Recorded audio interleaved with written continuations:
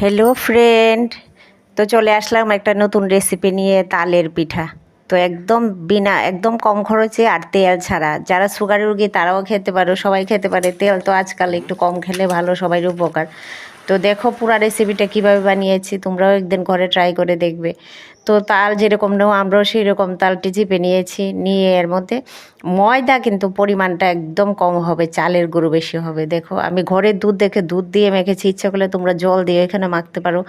চালের গুঁড়ো, ময়দা, অল্প ময়দা, ময়দা কিন্তু একদম কম দিতে হবে, আর মাখাটা ঠিক এরকম হবে। আর নারকেল, এই তিনটা জিনিস। চিনি ইচ্ছা করলে দিলেও পারো, না দিলেও পারো। তারপরে ডেগের মুখের মধ্যে একটি ন্যাকড়া বেঁধে এভাবে হালকা করে দিয়ে দেখবে একদম কেকের মতো যখন ফুলে উঠেছে তখন ভাপে এটা হবে কিন্তু খুবই টেস্ট। ঘরে একদিন তোমরা অবশ্যই ট্রাই করে দেখবে, আর নিচে কমেন্টে জানিয়ে যে কেমন হয়েছে।